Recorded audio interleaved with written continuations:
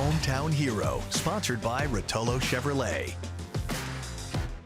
And welcome back to our program. We all know that sports can provide so many opportunities, and that's exactly what's happening at LA Southwest College.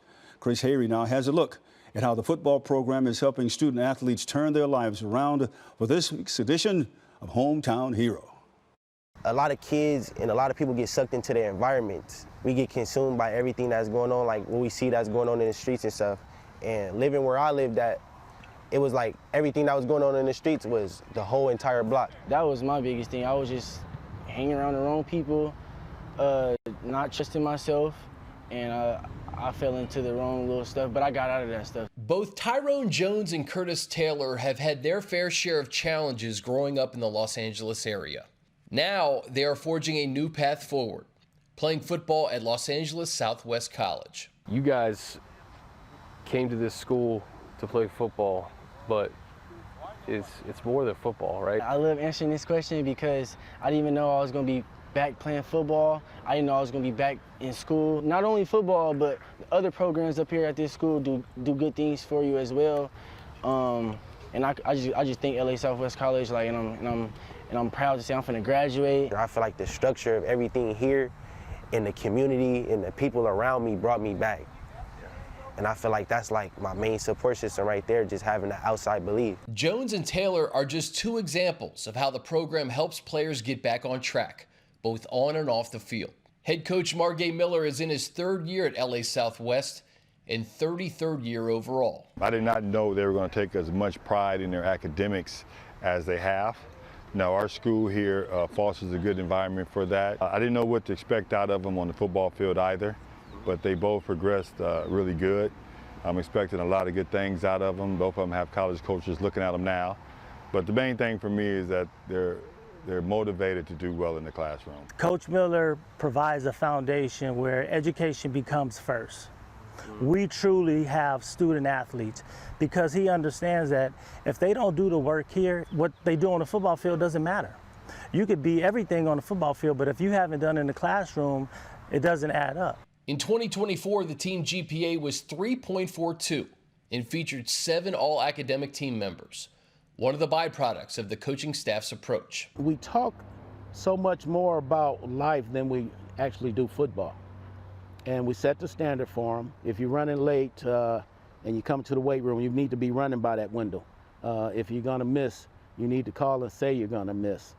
And that's how they can build their trust that way. Same thing we teach them here is what they gotta learn for life and when they go to work. And if you have caring coaches and you have a caring organization, when you get kids like that in your program, it's your job to help them, come out of that negative mindset and start to believe in themselves. Then you start seeing the potential, then you start seeing the success, and then you see a kid who came in with his head down, now his head up, and now he's giving instructions to the other kids. So they basically both have become leaders in our program. Tyrone and Curtis both have dreams of playing high-level college football and in the pros, but their main goal, helping the next generation.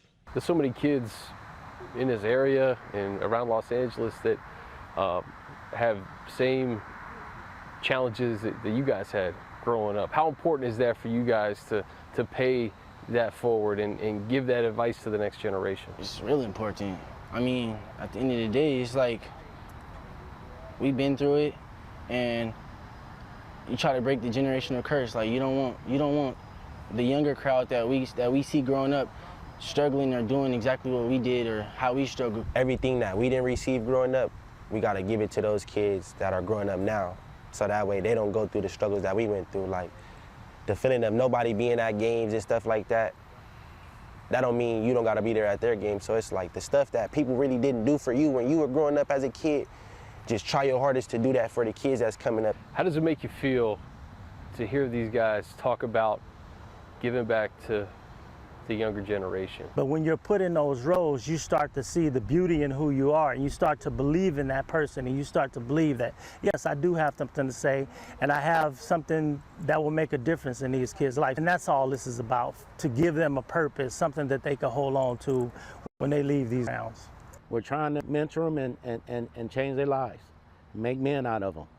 And, we do that in our community by, You know, education, athletics, and mentoring, and making them better guys. That's what we do. What makes you so emotional about these two kids? We all started out the same way.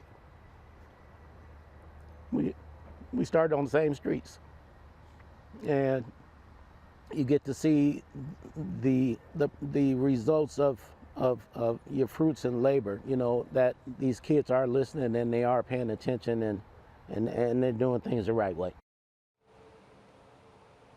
Look at the smiles on their faces, and they realize the responsibility that they have, and also how they're helping other young kids coming along. I think one of the best things I love about that story is there's a realization by when young people are getting helped by the coaches, the administrators, the so-ons that are helping these young people, you now really owe it to the people that are helping you to make right by that. Yeah. It's like anytime you get help, you need to make right by the people that are helping you and going on and using that help to better yourself. And then if you're lucky, you can pass it forward.